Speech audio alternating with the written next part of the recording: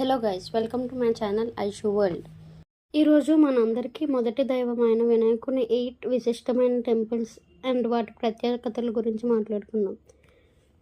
వీడియోని స్కిప్ చేయకుండా లాస్ట్ వరకు చూసేయండి. ఈ 8 టెంపుల్స్ చాలా స్పెషల్.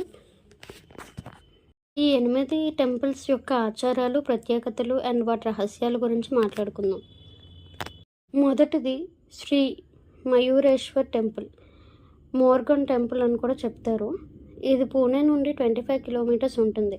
ఇక్కడ మన గణేశుడు నెమలిపైన యోధుడిగా గణేశుడు మన అందరికీ దర్శనమిస్తాడు.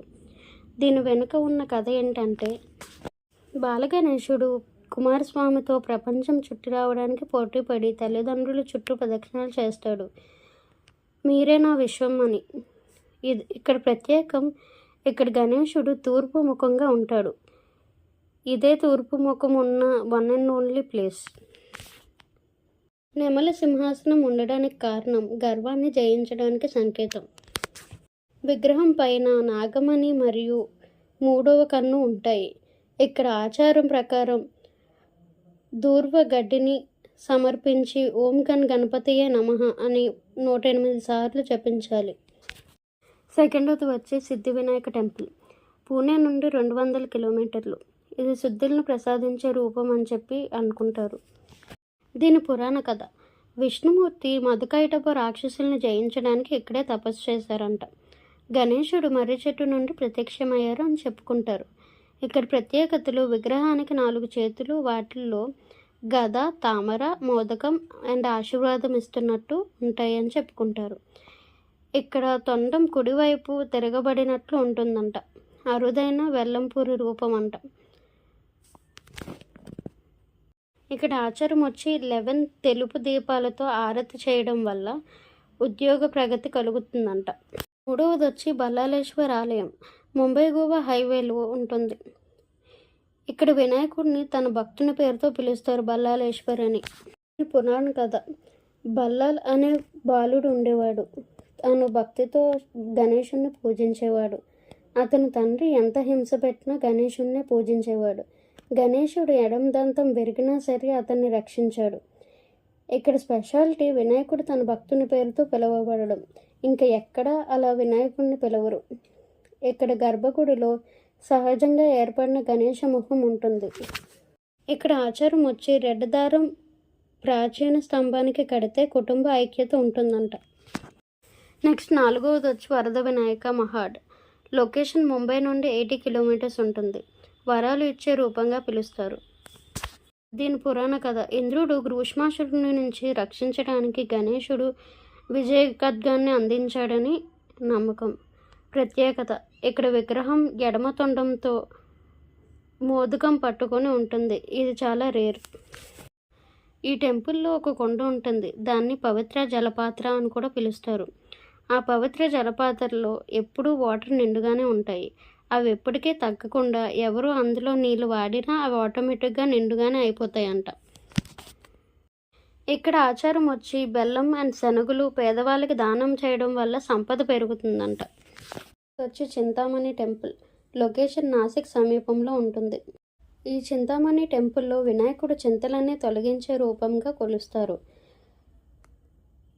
దీని కథ, ముని కపిలుడు మాయారత్నం అంటే చింతామణి రత్నాన్ని గణేశుడు తన కడుపులో ఇముడుచుకున్నాడు.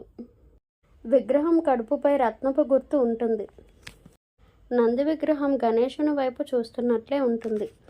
ఇక్కడ ఆచారం, వీరేలాకు మీద చింతలు రాసి చింతలు పోగొట్టమని అర్పిస్తే వినాయకుడు మన చింతలను తొలగిస్తాడంట.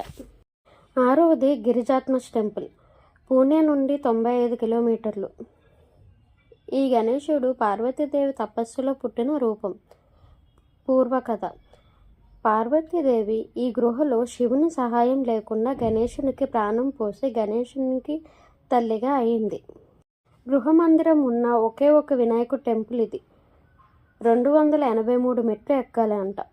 స్వయంభూ విగ్రహం, దీనికి తొండం లేదు. అరుదైన గజానన రూపం ఇది. ఇక్కడ ఆచారం, తొట్టెదారాలు బండకు కట్టడం వల్ల సంతానం సిద్ధిస్తుంది అని నమ్ముతారు. ఎందుకంటే పార్వతీదేవి తల్లి అయింది, మొదటిగా తల్లి అయింది ఇక్కడే కదా, అందుకని. ఏడవది విఘ్నేశ్వర్ టెంపుల్. ఇది పూణే నుండి 90 కిలోమీటర్లు ఉంటుంది. విఘ్నేశ్వర్ విఘ్నాలు లేకుండా హరించే రూపం అని నమ్ముతారు ఇక్కడ. విఘ్నాసురుడిని సంహరించిన తర్వాత గణేశుడు ఇక్కడ శాశ్వతంగా నిలిచిన చోటు అని నమ్ముతారు. ఇదే విఘ్నేశ్వర టెంపుల్. ఈ విగ్రహం కుడితొండంతో తామర పువ్వు పట్టుకొని ఉంటుంది. 25 అడుగుల దీపస్తంభం.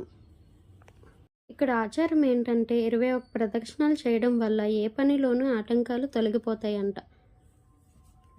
8వది మహాగణపతి టెంపుల్. లొకేషన్ రాజన్గన్, పూణే నుండి 50 కిలోమీటర్లు. మహాగణపతి సర్వోన్నత రూపంలో ఉంటారు. శివుడు త్రిపురాసురుల్ని జయించడానికి ఈ రూపాన్ని ఆరాధించారు అని చెప్పుకుంటారు. ఇది 3 అడుగుల వెడల్పు విగ్రహానికి 10 చేతులు ఉంటాయి. గోడలపై గణేష యుద్ధ దృశ్యాలు ఉంటాయి. ఇక్కడ ఆచారం వచ్చి 21 మోదకాలు అర్పించడం వల్ల సర్వరక్ష కలుగుతుంది అని నమ్ముతారు.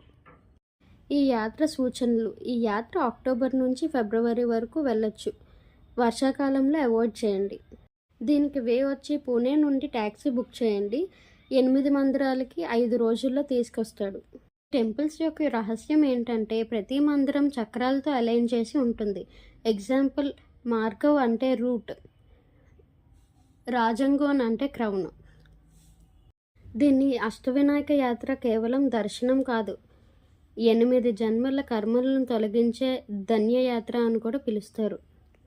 కంటెంట్ మీకు నచ్చితే వీడియోకి లైక్ వేసుకోండి. ఇంకేమైనా టాపిక్స్ గురించి వీడియోస్ కావాలంటే కామెంట్ చేసేయండి. తప్పకుండా వీడియో చేస్తా. వినాయకుని గురించి ఎవరికైనా తెలియని ఈ విషయానికి మీ ఫ్రెండ్స్ అండ్ ఫ్యామిలీకి షేర్ చేయండి. రోజు షార్ట్ కానీ వీడియో కానీ పోస్ట్ చేస్తున్న ఐషు వరల్డ్కి మోటివేషన్గా సబ్స్క్రైబ్ చేసుకోవచ్చు కదా. ప్లీజ్ సబ్స్క్రైబ్ చేసుకోండి. ఐషు వరల్డ్కి ఫ్యామిలీ అయిపోండి.